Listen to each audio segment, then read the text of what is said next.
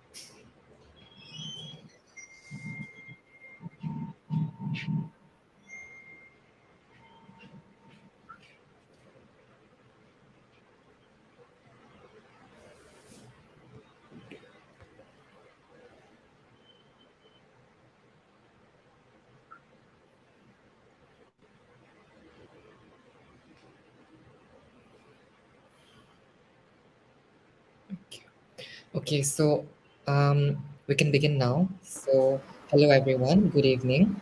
Welcome to the live session. So, the topic for today's session is men's mental health awareness. My name is Deso Verma. I'm an intern currently at Site Space, and I will be your moderator for the session today. So, in the recent years, there has been a growing recognition of the importance of mental health in our society. While progress has been made in breaking down the stigma surrounding mental health issues, there is still work to be done.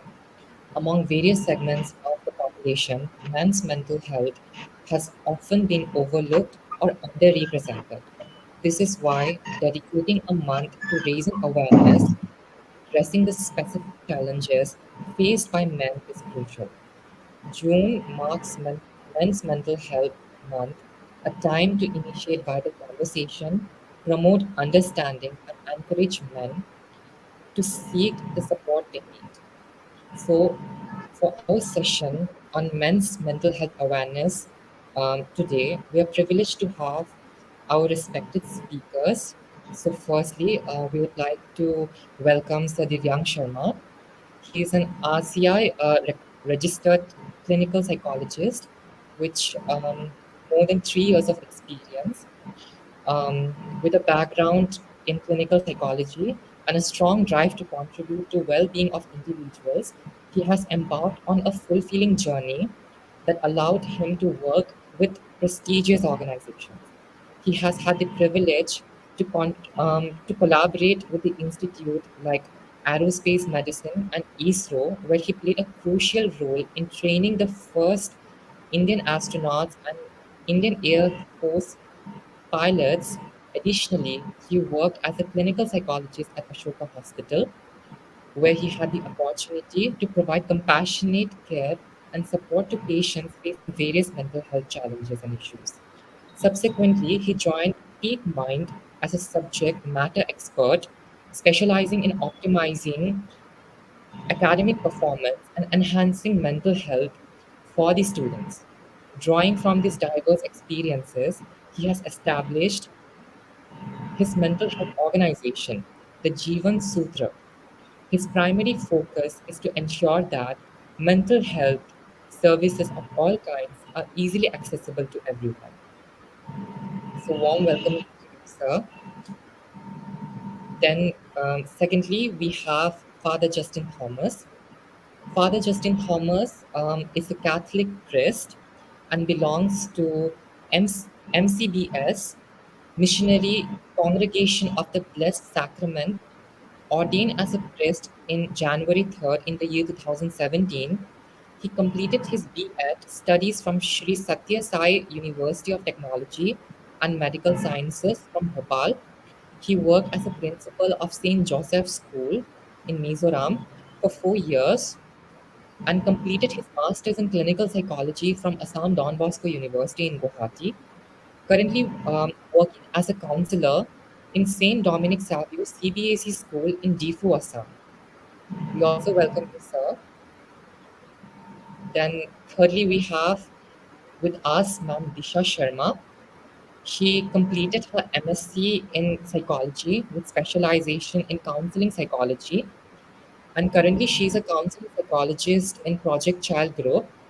Um, in Project Child, an initiative of group of doctors, and is the oldest and most comprehensive school health program of Assam. By incorporating the emergency, preventive, promotive, and curative aspect of school healthcare, as well as addressing all the needs of a school student. And also, she's a counseling psychologist at the ROS, an NGO for sexual minorities. And lastly, we have our intern Hamshan. Hamshan is currently pursuing his BA Psychology from Tetso College in Dimapur, affiliated to Nagaland University. So I welcome you all. Thank you. So without further ado, let us begin with our today's session. I would begin with the question for all our speakers here. So the first question is, how can a man help their mental health? What would be the most common mental health issues among men? So, Sir Divyang, would you like to start first? Sure. So, a very good evening to all of you, and thank you for such a great initiative that PsychSpace has taken. So, from my side, I think one of the best things anyone, especially a man, can do to improve their mental health is to first recognize that there is something called mental health, right? That anything and everything that we do in our daily lives, whether it is professionally, academically, personally, it has an impact on something called mental health. And once you start recognizing that, you'll start observing a lot of patterns that you are developing, right? If you are getting angry, then why are you getting angry? And how are you expressing that anger? Is there a particular pattern to it? So once you recognize that thing, you know that there are these things that I'm doing, and when I get frustrated, this is how I act. When someone denies me something, this is how I feel. When someone says something positive to me, this is how I react. So you recognize the importance of mental health right there and then. And once you recognize that, you recognize the need for support as well. So no matter what job you do, no matter what area you live in, no matter what your socio-economic background is, we all need support, right? And when we talk about mental health, and especially when we talk about men's mental health, one thing that is sorely lacking for a lot of men is good support. And I think we can talk about this thing a little bit further as well, exactly what good support means. But again, it is very important to look for that support. You can look for that support in friends, families, co workers, but it is very important that you have people you can rely on. So I think those are two things that are very, very important for improving mental health in men.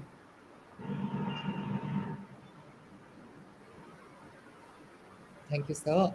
Disha ma'am, would you like to answer the question? Yeah. So first of all, thank you for inviting me as a speaker. So first of all, men can help their mental health by being very mindful, I feel, about their current mental state. And in case they see that there is any issue that is arising, which is disrupting their normal functioning or daily life, then without being concerned about the stigma that is attached for asking help, or without feeling embarrassed or without feeling ashamed of it, you should go and ask for that help from a mental health professional like a clinical psychologist or a counseling psychologist. And also I feel that the importance that we give to our physical health equal importance should be also given to our mental health. And this is something which we need to normalize as much as we can. Now, as far as the question that you asked, that what are the types of mental health concerns that people are facing or men are facing in general, so several research studies have shown that anxiety and depression, these are the two most common types of mental health concerns that men today are facing all across the globe.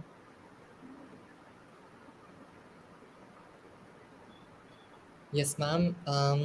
Sir Justin, please share us your views.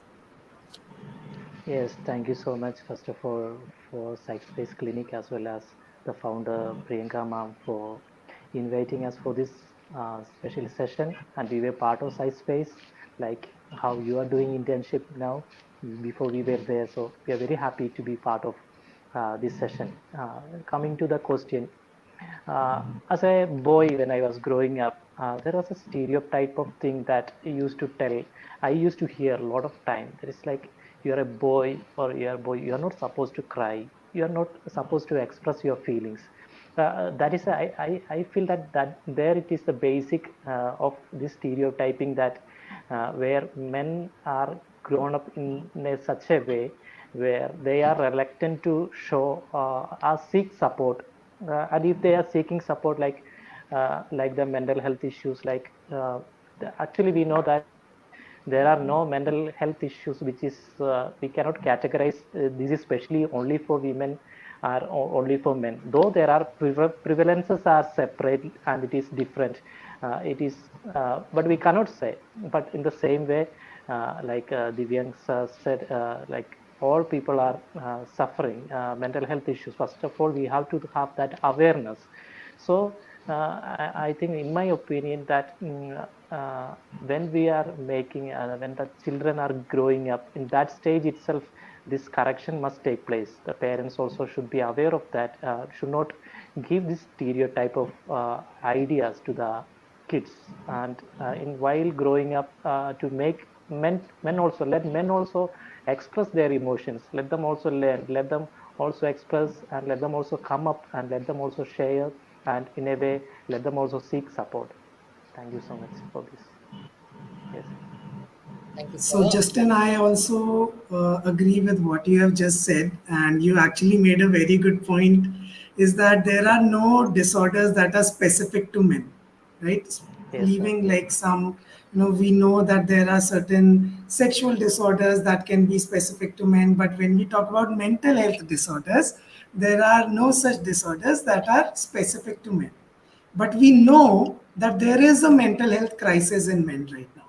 If you look at any research, you'll find that, as Disha ma'am also said, that depression and anxiety are growing in alarming rate in men.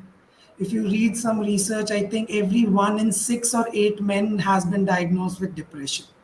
We know Yes. that in each country, the highest suicide rates are found in men. So that's not a question of if there are mental health crises going on for a lot of men out there. There it is there. It's just that we need to acknowledge it. We need to accept it. Only then we can move forward and have open conversations about what can be done, how we can include men in these conversations, and have conversations in a way which men can also relate to, right? All those things are very, very important. But it starts with accepting the fact that yes, mental health is a thing. Yes, mental health is worsening in not just everyone, but men as well. And yes, we need to do and take certain steps to improve that. And that is something that we all can do. Yes. Yes, sir. So the next question is for you only. So please share some views on the current scenario, like you just mentioned right now, like more um, of men's mental health and what has contributed to the culture of toxic masculinity and what can be done to begin elevating it. Sure. So, as I just said, we know that there is a mental health crisis going on out there for a lot of men.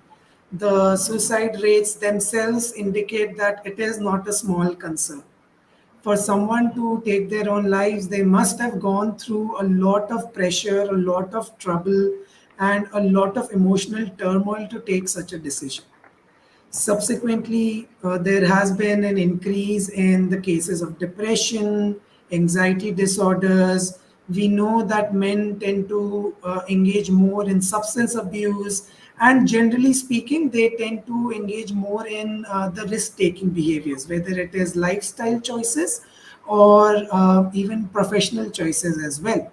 So these things are quite common, that we are seeing in men. And as to the second part of the question, I personally am not a very big fan of, the term that we have coined as toxic masculinity, because I feel if you go online and read about what toxic masculinity is, you'll find a lot of things, but uh, what it has come to become is sort of like demonizing certain characteristics or certain traits. But we know that no trait in itself is bad, right? It is all about extremes. So even a very good trait like accommodating, right, which is a lot of times referred to that, okay, females are very accommodating. If you take it to an extreme, it is going to become a very problematic trait for any individual, right? Men are said to be argumentative or disagreeable. So if we talk about agreeableness as a factor, men are said to be disagreeable. If you take it to an extreme, an extremely disagreeable man cannot function in the society. Imagine if you are disagreeing to anything and everything that anyone is saying to you, whether it is your organization, your boss, your family, and you just disagree with it, you will not be able to function in the society. So, what I want to say at this point of time is there are no traits that themselves can be, characterized as toxic. It is all about the degree, right? So when we talk about toxic masculinity, you will see traits like men who are taught to be that, okay, you should be strong and dominant and competitive. You can be all of these things and be an excellent person. You can contribute a lot to the society. But if you take these things to the extreme, you can be a person who, instead of seeing being strong as improving yourself, you could see being strong as putting someone down, right? Instead of being dominant and being a great leader who can accommodate everyone, take everyone's strength and move together, you can be someone who wants to dominate other people and have them as subordinates, not as equals to you. So it's all about extremes. So one thing that we should all do is to identify and understand when things are going to these extremes, right? So one thing we can do to alleviate, let's say, toxic masculinity is to show role models or of the healthy way these traits, which are very liked by a lot of men, which are very common in a lot of men, we should show healthy demonstration of these particular traits. So having healthy role models is very, very important. Another thing that can be very problematic when we talk about things like toxic masculinity, that is, as Justin also mentioned, this notion that men are not supposed to express their feelings. I don't know where it came from. I don't know why it came from, why it originated. Because if you read about things like stoicism, right, this is something that is very, very common to a lot of men, especially in today's day and age. A lot of men are moving towards becoming more stoic. But what does it even mean? Does stoicism say that you should not express your emotions or feel your emotions? No. Actually, if you read about the Stoic literature, you will find out that it talks about men being touched with their feelings, recognizing that they experience these feelings and learn how to regulate it. So for some reason, it has changed into that men should not express their feelings at all. It is just about recognizing their feelings and expressing their feelings according to the situation, which I think we all will agree is a great skill to have. We know that there are situations where even when we are feeling really upset, we might not express it because we know that the person next to us needs our support, right? But later on, we should have the freedom to explore those emotions, express those emotions in a safe and comfortable environment, whether it is talking with a therapist, talking with your partner, talking with your parent. But this is always and should be encouraged in men. So, if we want to move forward with this conversation, we need to tell men that it is okay to feel these emotions. You don't have to stop these emotions at all. It is natural to feel these emotions. All you have to do is to give these emotions the importance that they deserve, because you also deserve that importance. If you want to be strong, if you want to be a good leader, if you want to appear or be more masculine, you have to be in touch with your emotions. You have to be more vigilant about your emotions as well. Another thing, that one more thing I would like to touch up upon is when we try to force certain things on children growing up, right? So, like, we try to force certain stereotypical masculine traits on children who are growing up. So we know that there are certain, encouragements and pressures from our parents there, that is always going to be there. But what you need to recognize is, again, the signs of someone who's suffering from this sort of an encouragement or pressure. There are some people who respond very well. Like, if you show them a strong role model who's, a male role model who's, uh, you know uh, who's strong, who's confident, who likes to lead, they might take very, positive inspirations from them. But if you force it on someone and they start feeling the adverse side effects, like, this is not me, I cannot be this person, and if I continue to force myself to be this person, it takes a big toll on my mental health, then that sort of an encouragement or pressure is not good. You have to let the individual be themselves. Some people will naturally gravitate towards, the male stereotypical patterns, because, we know that stereotypes are there for a reason, even though they might not be true for everyone, but there are people who conform to them. If someone is conforming to them and they are able to lead happy, fulfilling lives, that's great. But if someone is not conforming to them, it does not mean that there's anything wrong with them. It just means that they prefer different things. They might be more in touch with their emotions. They might be more free to express their emotions. Okay, but it does not mean that there is anything wrong with them, and we should accept them and give them the space to be themselves, just like how we would expect space to be given for us to express ourselves in whatever way we choose fit. So I think if we want to remove these things, we need to first of all accept that men can be of all different types. They can range from, on we know that all and everything is on a spectrum. So if someone is on one end, or if someone is on the other end, or if someone, most of us are in the middle. So we should all have a place to be comfortable, and we should just know that when things get tough, we should reach out for support. Does not matter, it does not make you weak. If you are someone who wants to, tackle everything by themselves, sure, go ahead, try it out. If it works for you, great, I'm really happy for you.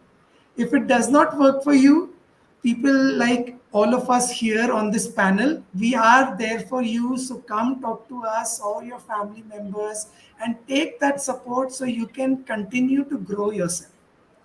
So that is, I think, few things that we can do to promote healthy masculinity. I would not talk about toxic masculinity. What I want to focus on is healthy masculinity, which allows people to be themselves, whether it is less in touch with their emotions, or not wanting to express their emotions in front of everyone, or wanting to express their emotions in front of everyone. If things are working well for you, if you are able to live a good, happy, satisfying life, that is an indication that, your mental health is good. But as soon as something is not working for you, It is time to reach out, it is time to talk to someone and take the support that you need. Thank you, sir. Very well explained and rightly said. So, before we move on to the next question for Disha ma'am and Justin sir, I'd like to request all the audience that they can put their question over the comment box. And before concluding the session, we'll be taking some questions for our speakers. So, the next question is for Disha ma'am and Justin sir. Can you please share some self care practices for working men and college or school going students, as both of you are working with organizations which directly deals with like school going children or children who are like still at the learning phase right now? Yes, Um, thank you. Yeah, shall I start? yes, yes. Okay. When we are balancing between our work, school life, or college, or relationships in any of these matters, often people try to avoid self-care, or they forget about it. That is what happens. That is what we see. But we all of us know self-care is very important. It boosts our confidence and make the person mentally very strong, as well as it allows for the good health of all the persons. And some of the strategies or self-care strategies or methods that we can say, first one is exercise, especially for men. We can say exercise, good exercise. When we do a good exercise, it focuses not only on body, but also it also focuses on our mind. So good exercise, it gives releases endorphin hormones, which gives us happy. It can depends upon the interest of persons. They can choose, like they can do like running, jogging, walking, or engaging in some games, or some people maybe like to do gardening. So whatever be, we spend some time for exercise. And another criteria or self-care practice that can be practiced is spending time with the family, the friends, especially in the colleges or schools. Peer group is very strong. Having good friends and spending time with them, especially when we look into the men and how they share with others. Uh, they are not often come forward and share with anybody or others, but then in the influence of peers, that is very good. They share, men usually share their most in the peer, so peer support is very important. So engaging in peer groups and family, for the working men and family, they just go out for a family with an outing or for a movie or anything. That is also a way of self-care. And practicing yoga, meditation, or spiritual self-care. Uh, if a person doesn't know about how to practice this yoga or meditation, nowadays it is in YouTube. A lot of videos are available, and guided meditation apps are available. These two things can help. Others, in case if they want more help, then they can approach professionals for that, mental health professionals, or who are able to help them in doing that. As well as spiritual self-care is very important. And people, they are believe in a supernatural power or like God, in whatever be the religion. That religion, being in that situation, will help people to come out of their distress moments and their situations. And other one, like playing and listening music, another self-care method can be of that. Playing and listening and music, we can say it has got a long past. All of us have experienced, like when we are feeling so much down, if you listen to some good music, how much it will help. That people, all of us know. Why I said it has a long past, one of the oldest books that we can see in the history is Bible itself. In the Old Testament, in the second book of Samuel, there is a one incident. Like there is a king called Saul. So this king, he was troubled with an evil spirit. That is what it is said. But then, by seeing that symptoms, we can understand that he is suffering from bipolar disorder. That time there was a shepherd boy who was called David. He's coming and playing the harp.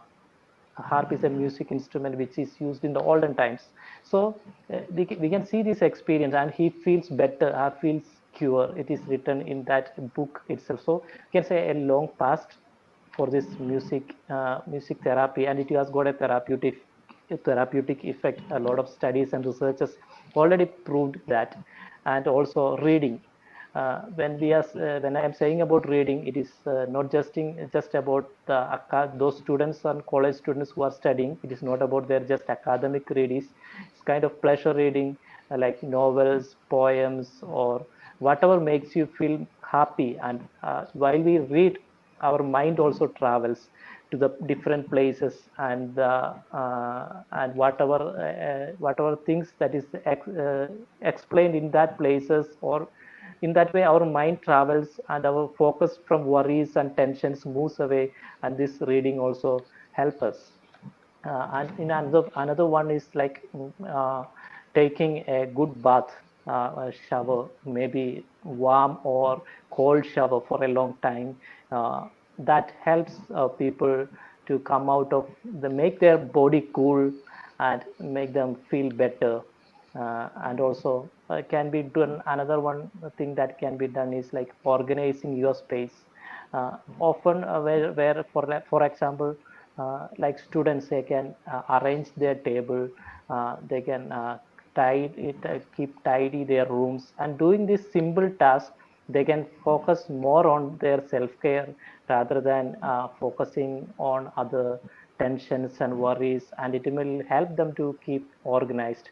And cooking, when I'm saying cooking, there is a saying that it is mainly, and what we see usually, it is women who are engaged in cooking.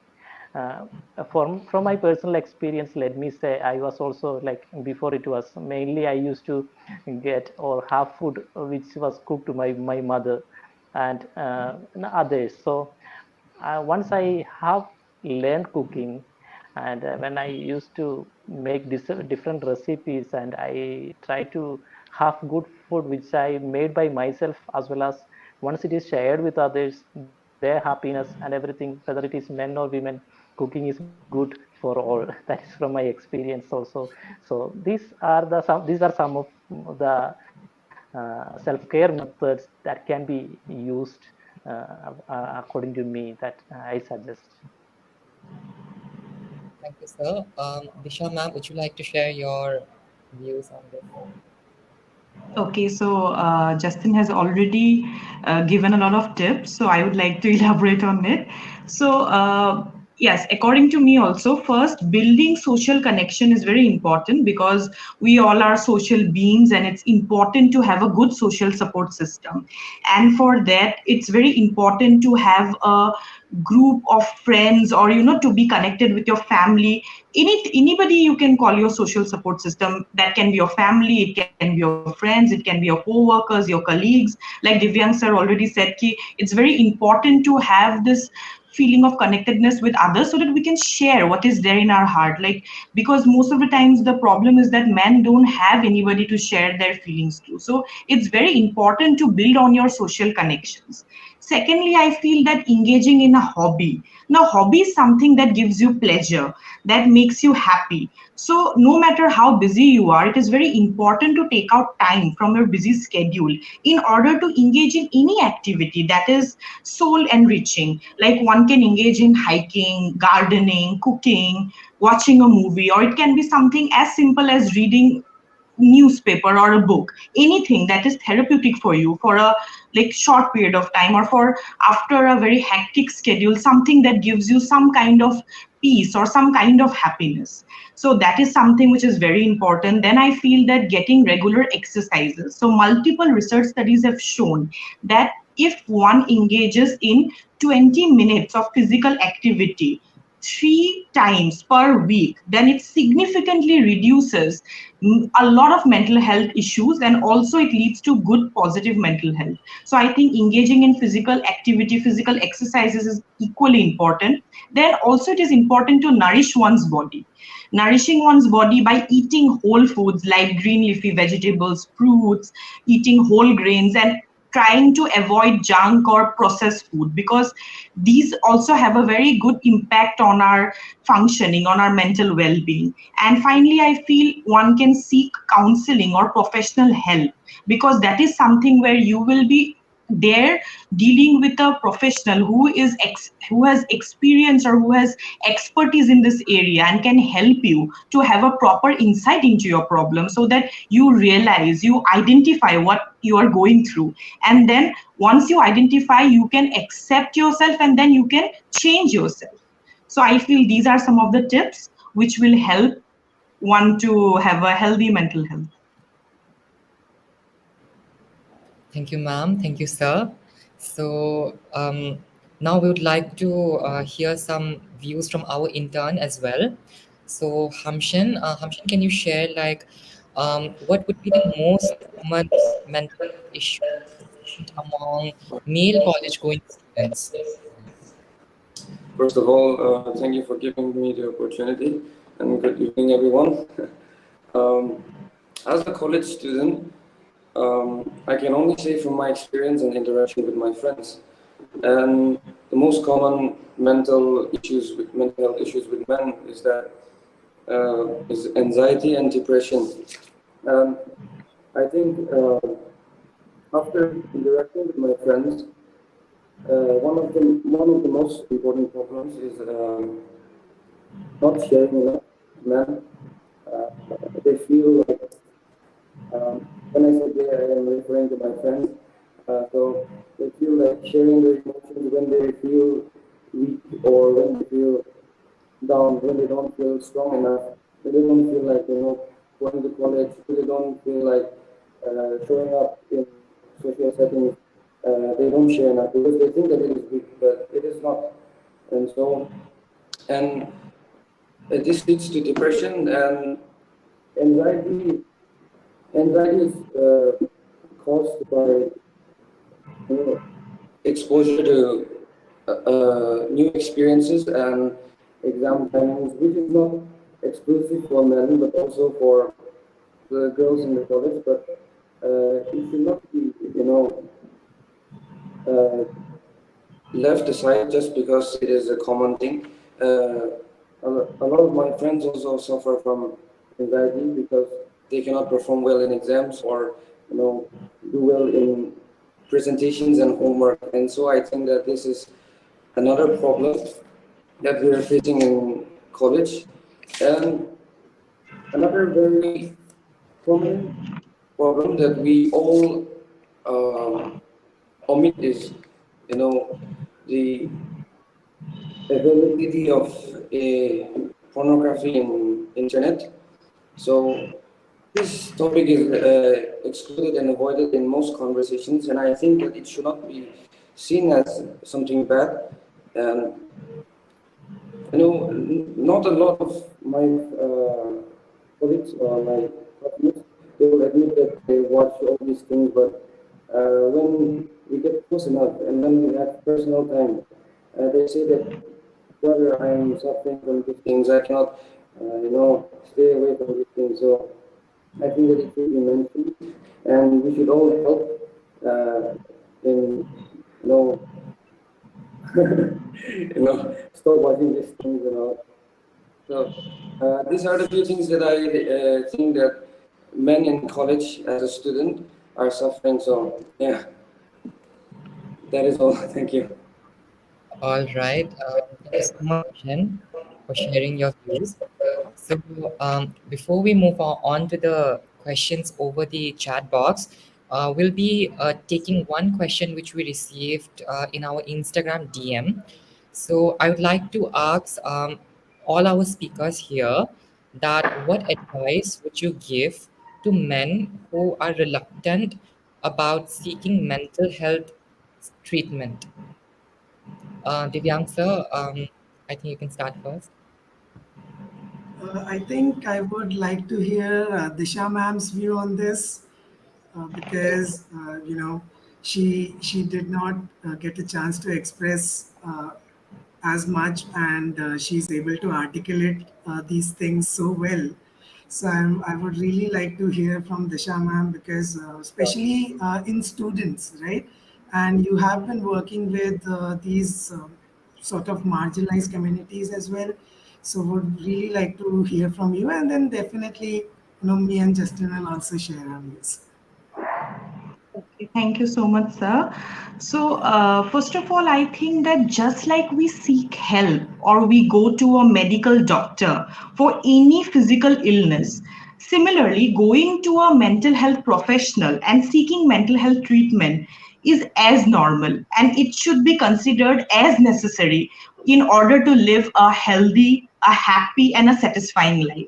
There is so many stigmas attached to mental illness that people often find it difficult to first of all go to a mental health professional. Like if we have fever, we'll immediately rush to a doctor, but if we are dealing, or especially men, when they are going through a problem, it becomes very difficult for them because they have like you said, sir, that toxic masculinity. Because of that, it becomes difficult for them to accept that they also have emotions, and sometimes they want to express these emotions, but they are not able to seek that help because they feel that it would make them look weak in front of the society or in front of others. It will give an idea that they are unmanly or maybe they are not strong enough.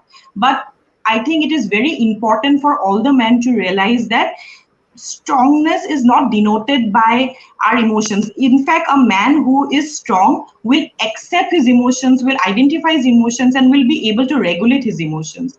So I feel that going to a mental health professional should become very normal. It should become as normal as going to a medical doctor is. And I feel that the kind of importance that we give to our physical health, equal and in fact more important, should be given to our mental health concerns. And also this message should be there loud and clear that strong men are the ones who are able to identify, who are able to accept, and who have the willingness to change their mental health concerns. Thank you. Absolutely, Disha ma'am. I also completely agree to that. You know, it should be it should be something that should be very common and very comfortable, but because of the stigma, and I think um, as mental health professionals, not just obviously it is very much there for men, but it is there in general. So this Yes. stigma of going and talking to a mental health professional, whether for your child's concern, your own concern, your parents' concern, it's still there, and it should not be. And for that, we have to continuously put efforts. I can definitely see even in my own practice. I would like to share this thing that most of my clients have been men.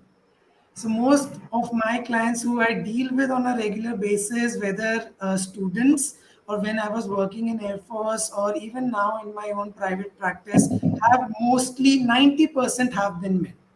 So like how Hamshin, I hope I'm pronouncing your name correctly, just said, concerns like depression, pressure of performing in tests, even pornography addiction, all of these things are very very common in men and can have a big impact on them. So we should talk about these things more often. We should talk about these things in our private gatherings.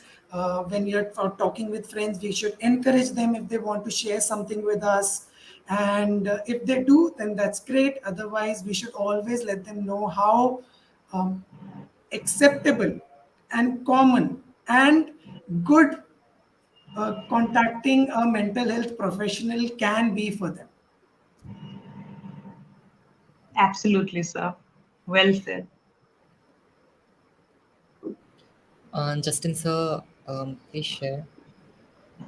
Yes, as he said, it should be more common.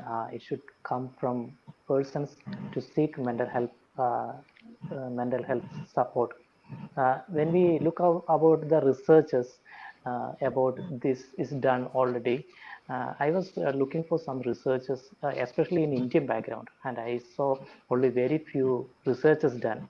And main researches about Indian population is not at all seen or visible. Lot of researches are not there. And I got some data from another one research which is done in UK, which is interesting. Its findings are interesting, so I would like to share that. It is a research on mental health statistics, and it was done on 1,000 men in UK. It was done recently, and why men don't talk about their mental health.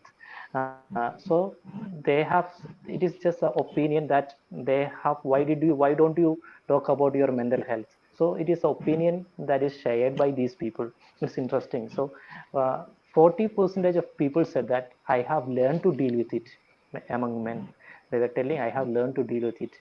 And there are 36% of people say I don't wish to be a burden to anyone, that's why I don't go for it. And other 29% of people said I am too embarrassed to say about I have some mental health problems or issues. Then there are another 20% of people say there is a negative stigma around this type of thing, that is saying about mental health issues. So if I say that it is going to affect me and people are going to look at me in that particular way. Then again, 17% of people say, I don't want to admit that I need support. That is what 17% of people said. And 16% of people were telling, I don't want to appear weak. I don't want to see people look up here. If I say I have mental health issues, then that means I am weak, especially in the case of a man who is having supposed to be masculine and strong according to the terms which are given to them from their, they are grown up in that way. So they consider that if I say about it, I will be weak. And 14% of people say, I have no one to talk about it. So this is very interesting. It does seem very interesting because it is what they have shared from their own. Uh, things issues are like this, and more studies need to come from our Indian population. What are those uh, the reasons that say it can be of similar, but of our Indian population studies are more needed, and it should be addressed, and people should come more about. And it is not only like Divyang said, most of the clients were of females, not males are coming to the clinic or whatever situation where you are in Air Force or in the clinic setup also you have seen less. So people should come more mental health support for, especially men should seek for that, and awareness should be given proper. Thank you so much, sir. I think we can now begin with the questions which we received over the comment box. So the first question is for Divyang, sir. Um, Kavna asked, what can psychologists do to address the mental health of men from minority, less privileged groups, such as a transgender man or a man from Islamic religious group in India? Sure, that's a very interesting question. And I think as a psychologist, we can take a twofold approach depending on also, your inclination as a psychologist as well. So one thing is the societal approach, where if you are so inclined to, you are very much associated with these issues, you care very deeply about these issues, you should definitely go out there and put out this information, right? So just like how I said, that men should have like freedom to be who they want, I also believe the same for us as mental health professionals as well. So again, if you do have that sort of an inclination, you do want to work in that field, you should definitely go out there, take part in rallies, organize such talks that we are doing here. You should definitely organize more of such things for these marginalized groups as well, so they can also feel heard, and they can also feel that yes, there are, my issues are also being addressed. And on an individual level, and this is where we can also do great work is we can provide these individuals with a safe space, right? A space where they can talk about their emotions, explore what things are going on with them, and how, whether it is their religion or sexual orientation or gender identity might be affecting them, right? So compared to the societal part, I think when we talk about the individual part, we can definitely, I'm not saying that we cannot do things on a societal part, but as psychologists, one thing that we can do is that when such a client comes to us, right, to the best of our abilities, we can try to support them, right? And at the same time, we can go ahead and take part, try to bring about these important social changes, but on a one-on-one level, because if you can provide just one person who can understand you, right? In the worst of the situations, you being that one person is a big relief to that person.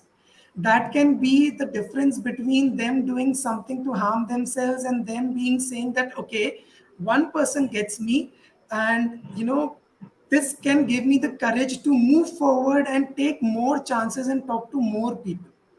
So I think this two-fold approach, or this two-step approach, can be taken by psychologists.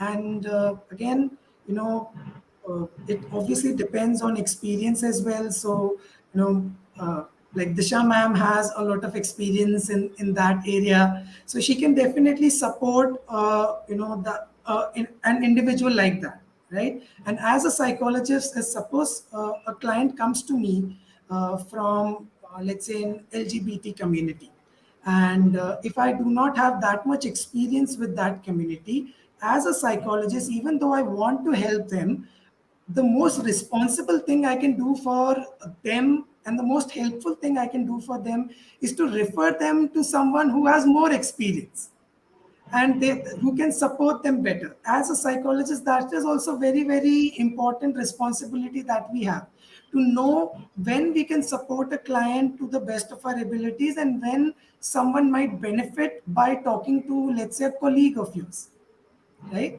So those things are something that we can do as a professional, on both on societal and individual levels as well. So I hope that is a satisfying answer. Thank you so much, sir. There's another question. I think Disha ma'am can answer this question. Can you comment on the role of media and how it might impact help-seeking behavior in men?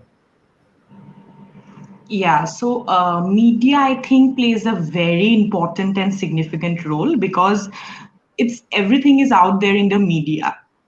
If the media is normalizing the entire behavior of seeking help, or if they are trying to show that emotions are a very normal part of your life as human beings, and it's something very general, men, women, anybody will have emotions. It's okay to cry even for a man. Like, society has this preconception that, like Justin previously said, that men should not cry or cannot cry because it denotes weakness. But I think the media can promote certain things where they show that, crying is not something, or expressing your emotions are not something that will denote weakness. In fact, it is something that will make you very, very strong from within. And I think that if once you are able to identify what are the emotions that you are dealing with or you are suffering from at the moment, only then will you be able to regulate them, or you will be able to come out of it. Because most of the time the problem is that our society stigmatizes a man asking for help, because for them a man showing emotion is weak. So the media can play a role in this, where they, as a facilitator who will bring about change, in showing that no, it is very normal for a man as well as a woman to express their emotions. And in fact, if a man is able to express their emotions, then he will be able to live a more healthy life. And also, like, because men are the considered as the major bread earners of the household or the family, so if they are going through so much, from within, and if they are not able to express those problems, then I don't think so that the family will be a healthy or a happy family. So the media can play a role in this. It can promote, it can show many advertisements where it is showing that okay, a man is seeking for help and it is very normal. And like I said that just like we go to a medical doctor in case we are suffering from some physical illness, similarly the media can showcase that it is very normal. Like, why to stigmatize going to a mental health professional? Make it as normal as possible, and media can play a very important role in this. So I think that is a satisfactory answer. For sure, ma'am. Very well said. I think the last question can be answered by Sir Justin. What are your comment about the fact that we are having to acknowledge Men's Mental Health Month, and how do we expect the change in future where mental health is equally addressed for both men and women? Yes, mental health should be equally addressed for both men and women. Uh, Psychologists are trying their level best to give this awareness, as well as the role, just now as Disha said, the role of media nowadays. It is very powerful tool. It is through media, whatever can be the medium. Those people who are come out, who had some mental health issues, and they have come up successfully through this problem, then it can be projected like maybe in the any medium of news or any advertisements or anything. And another one kind of media which is very popular can be of which all are fond of is movies and series, which is very all are fond of this. And in that mediums, it should be than projecting the negative way of like men are weak if they come to seek mental health. uh, if they seek mental health, they are weak. That it should be changed, and it should be presented in the other opposite way. And people should give this people should get this awareness from their own family itself, home, from their own home. First of all, they should get this awareness. And how much in the colleges and schools, that is a basic. After family, first it comes from family, then children are in the school. And this awareness, it should be a part of curriculum or syllabus, I say, because there it can, once they are learned from the school, it is different. Men are supposed to be okay, just like Divyang said, they are supposed to be strong. But being seeking a mental health for sharing a problem with a psychologist, meeting a psychiatrist is not a sign of weakness. So families, schools and colleges, as well as the medias, they can have a lot of impact to change this stigma, to that stigma that men are not weak who seek mental health. So all these, I think, all these mediums we can use, medias and other areas like our own families. The basic knowledge comes from, first of all, from family. Then it should be promoted in the school. Let it be the part of syllabus of the school. Let it impart that knowledge. Our teachers, they are the ones who are role models, and they are, whatever they share, it has its own impact. So in the college level, and the support of peer group, and the current scenario, that is all are following the media. So medias, so all these I think we can promote this mental health awareness and mental health seeking support, especially in men and women equally. Thank you so much, Sir Justin. So, with that, we would like to end today's session on men's mental health awareness. It was such a wonderful and insightful learning session. And personally, as a psychology student, it was a great learning for me. I learned so much about the awareness and the importance of men's mental health specifically. So, and I'm very sure that all our audience also they learned a lot, and I hope that this video will reach out to a lot of people. So, on behalf of Psych Space, I would like to thank Sir Divyang, Sir Justin, and Ma'am Disha for taking out time for today's session and sharing so much with us. Thank you. So, yes, Thank you so much. Thank you so much, Divyang Thank you sir. so much. It was a It was great a honor pleasure. to share the screen with you, as well as my classmate Disha and other the two of you. So it was so good to be with you for this session. Thank you. yes. Thank you so much, Truly, Divyan everyone. sir, it was an honor to be with you on board, and we hope we'll meet like this in the future as well. Definitely. I also enjoyed this interaction so much because it is a topic that is very close to my heart, and it's so nice to talk to like four more people who who are of the same mindset. It just reinforces your belief in things, and you feel like yes, there are always people you can reach out to, seniors, juniors, co-workers. So even as a psychologist, I feel it is a very good support system for all of us to have such panel discussions, and just exchange of ideas is very, very good. So that is something I really enjoyed, and thank you so much, Justin, Disha, uh, Deso, and Hemshin. I'm so sorry. I'm really bad with names. It has been with me since childhood, but thank you so much. Right. So, thank you so much, everyone. Thank you so very much.